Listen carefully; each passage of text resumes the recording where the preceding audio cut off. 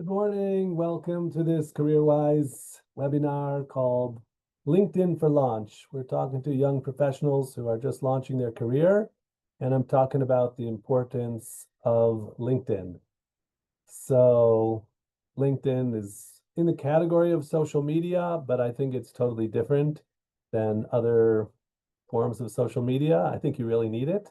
So we're going to talk about how to do it, how to build your career with purpose and presence, because it's an active process. It's not like, oh yeah, I'm opened a LinkedIn account and now it's going to work for me.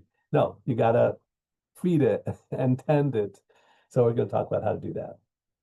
Okay, so why LinkedIn cannot be ignored. I'm giving an overview of what we're going to talk about. So I have this great statistic. Over 95% of recruiters use LinkedIn. So that pretty much says it all, that the people who are going to offer you jobs, they're on LinkedIn. And if you're not there, you sort of don't exist. So I understand there could be maybe young women or young men, and they're, trying to protect themselves and maintain their kedusha and their sort of insulation. And so they're not ready for LinkedIn. And I respect that. And that could be a good decision. But then you're sort of not ready to go out there into the work world, which is also a reasonable decision. So when you're ready and you're mature and you feel confident in yourself and your kedusha, so then you need to be on LinkedIn. So that's where I'm starting from. So I'm going to explain today the process of, it's both presenting yourself professionally, it's finding jobs, it's getting job offers, it's sort of a whole world, an ecosystem, and you need to be there.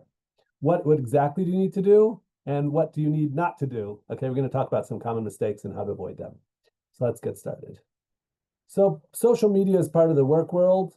Again, professionals are online because work is online. And there can be exceptions to this. You could work for a Hamish company, or maybe you work in a bakery. Okay, there are, of course, jobs that don't involve being online or needing to be on LinkedIn. And you may work for, your next door neighbor and you're in the back office. And so you don't need it. But once you've made a decision that you're a professional and you're planning and managing your career, so then your LinkedIn profile and your presence, your persona, your professional persona is an important part of who you are and what you do. So again, I'm sort of assuming that you're begun the journey and now you're looking to take off to launch, and LinkedIn really has to be a part of that. I say you can stay off of Facebook. Okay, Facebook is giant, could be a huge time waster. There could be resources there and you'll learn things there, but I'm not talking about it today. And I'm totally giving approval for young aspiring professionals to stay off Facebook if you're not already there. It's fine. But I don't say the same thing about LinkedIn. This webinar is all about, you do need to be on LinkedIn, and so how to succeed in that. So 3 things. It's a central part of your professional branding. We've talked about in other webinars how your CV needs to, excuse me, express who you are. Again, you're your best professional self, whatever that means in your field. So whether you're tough or you're soft, you're detail-oriented or you're big picture, but whoever you are, you need to communicate that in LinkedIn. Here's the obvious scenario, okay? You sent your CV to a potential company that might want to hire you, a particular offer even. They said, okay, send me your CV. So they even know about you. Somebody got you an in and sent your CV. So you've taken the first step. You're ahead of the crowd. It is like Aleph base that they're going to look you up on LinkedIn.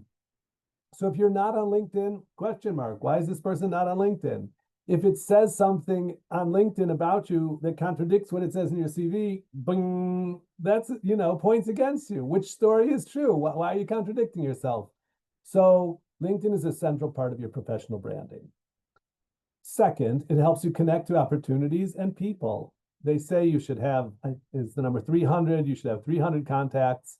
So you're going to meet people and interact with them in a professional way, not a personal way. I have, well over 500 contacts on LinkedIn, and, I don't know much about those people. I mean, I'm connected to my brother and sister on LinkedIn and family members, but that's not where we chat. It's a place for business, but it's like everybody that you know that is shaykh to the business world, I'm connected to them on LinkedIn. So I have hundreds of contacts. And so I learn things, I find out things that are happening and so forth. So it's an incredibly valuable and powerful tool. You can't really afford to be without it.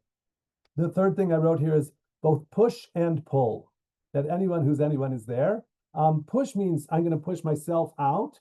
I'm going to contact people and I'm going to be posting on LinkedIn and commenting on other people's posts. I'm going to be active. That's going to be one of our slides coming up. But pull is when people are going to turn to you. People who are skilled professionals, and especially if they have a little bit of experience, they get job offers several times a week. My daughter-in-law is like this. She's already sort of an advanced programmer. So she's all the time getting job offers.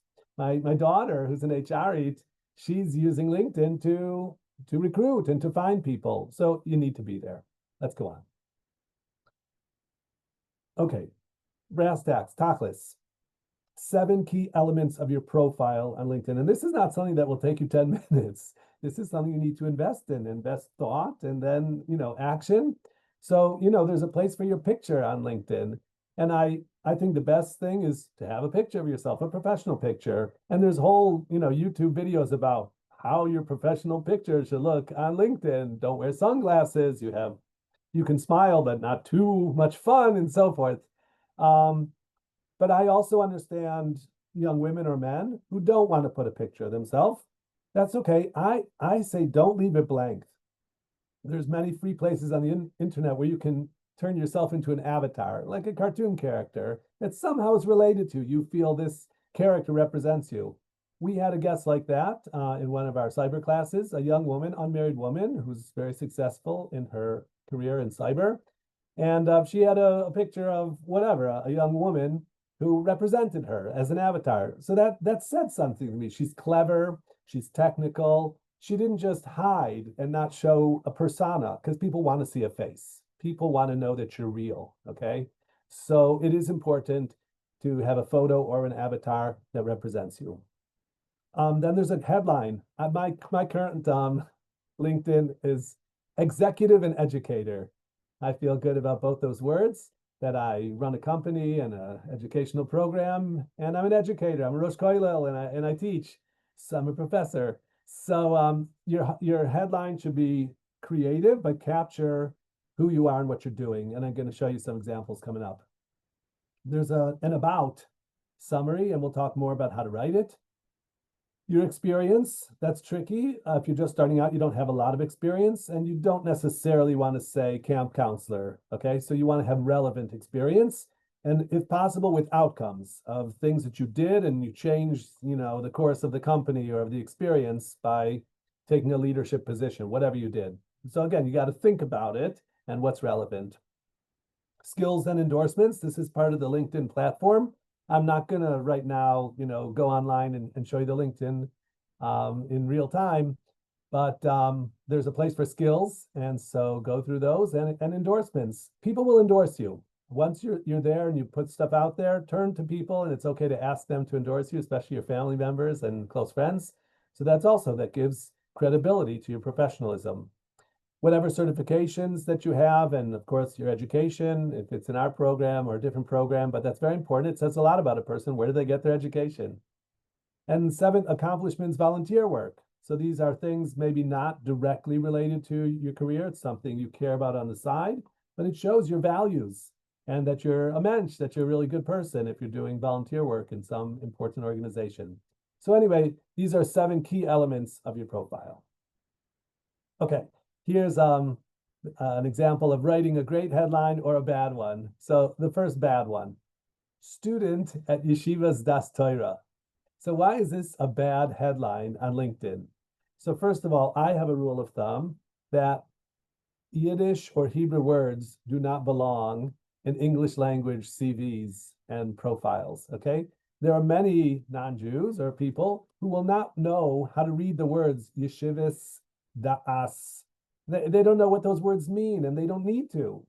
This is an English language site. Let's say you're in America or Canada or wherever you are. So first of all, I say strike out any words of yeshiva or Beis Yaakov or koilel or all those words, which to us in our community have a lot of meaning, but to outside our community, which you may be looking for opportunities that include people who are from outside our community, you were anyway different, but we don't need to emphasize that. We need to bridge gaps. So don't alienate people by showing them Hebrew words that they don't understand. Scratch that. But that's only one reason why this is a bad headline. First of all, nobody cares exactly where you're a student. Third, you're a student. So that almost by definition says you're not a professional. And this is a site for professionals. So don't write that. Okay. So how could you write the same thing in a better way? And actually, I see the better and the best. And I got these online from ChatGPT and other resources. So a better headline for this person who's not yet really working. So he can't say he works. So he says he's an economics student, but he tells us more. He tells us he's interested in data analytics. Okay, now we know much more about this person. That first of all, his studies are related to the work world as opposed to a yeshiva, whatever that is. And he's interested in data analytics. Great. But a better headline would be economics student. Here he writes aspiring data analyst. He's not just interested in it. That could be a hobby, but he's an aspiring data analyst. That means he's looking to be a professional. Okay, so that's much more powerful words, although he's still a student, but he's an aspiring professional. And then he gives us detail, SQL, Excel, Power BI, whatever that is, but a person in the field knows, oh, this guy knows something and is, using some of the relevant terms. That's a better headline, okay? So those are some rules of thumb. There's a summary on LinkedIn and you got to create it, okay? And again, you can use ChatGPT. Don't just cut and paste, but use it to help you come up with something. It's going to be 2 to 3 short paragraphs. It's about who you are, your professional story, how you got here and where you plan to go, what's motivating you, highlight what you're looking for, and include your key skills that you already have and the strengths of your personality. Again, this is sales, right? This is sales and marketing. So don't say, oh, I have, a weakness or, I really want to cry. No, be strong. Show us what's great about you. It's not a place to be really humble, right? It's a place not to be arrogant, but self-confident. And tell me why we should hire you. What do you offer? What value do you bring to the table? That's what this is about. So there's experience. And again, it may be limited because you're young and just starting. You want to use bullet points. What exactly did you do? How did you do it? And what was the result? So again, I had a guy who, his experience actually came in 8th grade because he was like a hacker and he had helped his school. Maybe he had hacked into it and then he fixed it or something. So he didn't write in 8th grade because that makes it sound ridiculous, but he had really done something in the world of hacking. So they give an example here of built a website portfolio using WordPress and increased views by 200% in 3 months. Now, 200%, that could mean he went from 2 to 8 or something like that. But so what? You're giving a numerical figure of an accomplishment. So we're learning that there's some tachlis, that there's some reality and some real accomplishments behind your words. Because we're going to see just blah, blah, blah, I'm really great in everything I do. Those are not strong words. Okay, I mentioned building a network. So how do you start by building a network? Like, who knows you? Well, think about it. You know a lot of professionals, people who are already on LinkedIn. You didn't know that, but now you can search them out. So connect with your peers, your classmates, your teachers, colleagues, whatever you're doing, other people who studied in the program before you. Okay, I see you took this course, 2, 3, 4, 5 years ago. You're not asking them for much. You're asking to be a contact on LinkedIn. It doesn't cost any money. So it's very few people who would say no to that. Somebody once said, anybody that you see studied in yeshiva or Beis Yaakov, they're from Unzera, they're from our crowd. So don't hesitate to reach out. They studied at a different yeshiva than I studied. That doesn't matter.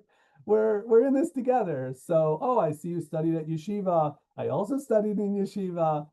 Would you be willing to be part of my professional network? That's even a lot of words, okay? I often, when I see a name I know, I send them a request to be a contact. I often do it without a note, but they say that you should always include a personal message with connection requests, which makes sense. Join groups. There are groups on LinkedIn. Join the relevant groups in your industry. And then you can follow people. You can follow Bill Gates or whoever you want to follow. Follow companies and thought leaders. So some people spend time on LinkedIn every day. Like they go in and they read posts and they comment and so on and so forth.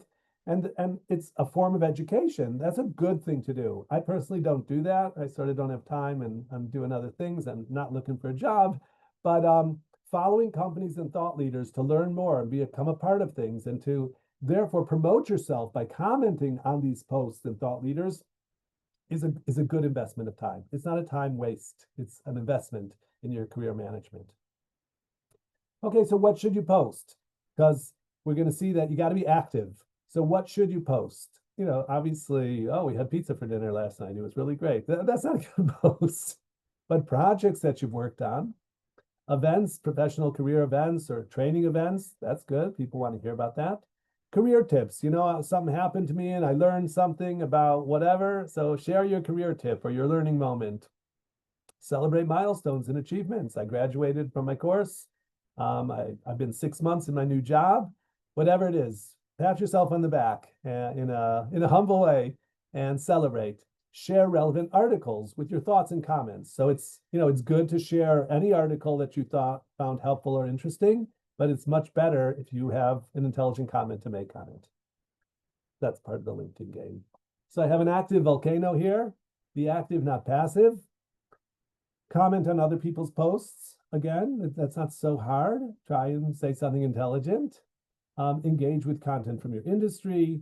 You wanna, they call it stay top of mind. Like you keep showing up. I keep seeing this person. They must be, you know, out there doing things because they stay on top of my mind by showing up regularly. So don't just, oh yeah, I'm on LinkedIn. That's not enough. You got to go there and do stuff. Okay. So remember, looking for a job is a job. And so you got to invest in it and do it. Again, I'm not saying you have to do LinkedIn every day, but it wouldn't be a bad idea. But a couple times a week is definitely advised. Okay, so actually finding a job on LinkedIn. You know, how do you find a job today? I can picture people in the old days opening a newspaper and looking in the, you know, the classifieds or whatever. That doesn't seem, that's not a way, okay? Most of the jobs that are being advertised, they actually have a list of candidates and they just have to put it out there, you know, for form. So that's not the way to find a job. But on LinkedIn, there are people hiring. Again, my daughter's there, she's looking to hire. So there are job tabs and you set alerts and then you get alerts when a job is posted that matches your criteria. So this is a real way to find job opportunities. There are people who are HR professionals and recruiters. So look for them, okay? Because again, you go on LinkedIn and you find people of a certain profession in a certain geographic region, in a certain industry. So you can do all this stuff with LinkedIn. It's a very, very powerful tool. So you customize your job preferences, of course, and then reach out to them. Reach out to professionals at companies that you admire. Wouldn't it be cool if I could work at the, you know, the big place? So reach out to those people, the people who are their headhunters, who are their HR people, and say, oh, you know, your company's really great. I have an admiration for it because of X, Y, and Z. And so when you have a relevant position, I would, you know, love to submit my CV. So here I have a great graphic of reaching out. Hi, I saw your post about XYZ. I'm currently studying ZYX and I'm very interested in opportunities at the ABC company. Would love to connect and learn more. Again, you're not asking much of these people to connect with you on LinkedIn. So they're probably just going to click yes, and they'll be part of your network. And so you've enriched yourself and you put yourself out there just a little bit more. So don't be meek. Don't be shy. Go forward, reach out, and put yourself out there. Okay, common mistakes. We talked about the photo, having no photo or a very vague headline. Okay, not good. A bunch of buzzwords with no substance. That's annoying, and that shows people you're sort of fake. Not updating your profile. Okay, your profile says something you were doing in 2020, and it's 2025. So what's the matter? That shows me that you're neglecting your professional persona. Okay, you're not invested in yourself. So how are you going to be invested in your job in my company if you neglect yourself? So that's not good. Your CV says one thing, and like I said, any recruiter or person who's going to interview you is probably going to look you up on LinkedIn before the interview. And then if they find stuff that's contradictory, you said you have a degree in X, and here it says you have a degree in Y. So the answer could be I have a double major, but make sure, because CVs do get tweaked all the time, if you have a really important, interview, you may tweak your profile before so that it matches your CV for this particular job that you're going for. And that's legitimate because we talked about this in creating your CV, that every job demands a specifically tailored CV. So your profile is a little more general than that because you don't want to be changing your profile maybe all the time, but it is reasonable to double check that your LinkedIn profile matches essentially one-to-one with the basic ideas of your CV so that there's no contradiction there. Contradictions are bad. Okay, they raise sort of a red flag, a question mark about you and your integrity. So you want to be careful with that. Being too passive, no post, no outreach, you can't, you take out what you put in. So if you put in close to 0, guess what you're going to take out? If you on the first message say, I'm looking for a job, do you have a job to offer? That's, people will ignore you then. You've closed the door basically on that relationship. So don't ask for a job too soon. Everybody understands, and it may be on LinkedIn, even there's a thing around you says looking for open to work or looking for a job. So look, that's not a busha. I've said before, hechrech lo yuguneh. The fact that you need something is not a shame. It's okay. But you have to know how to manage that. So don't be in their face asking for a job all the time or too soon. Be a little bit more held back and I'm okay, but could be even better. Okay, thank you for being here. If you have questions about it, I'll be happy to take your questions. Take a look at our website, careerwise.info. It is now the summertime. We're preparing for the coming year of studies in AI marketing, as well as in cybersecurity. So we have exciting things going on. We'd love to have you be a part of it. Have a wonderful day.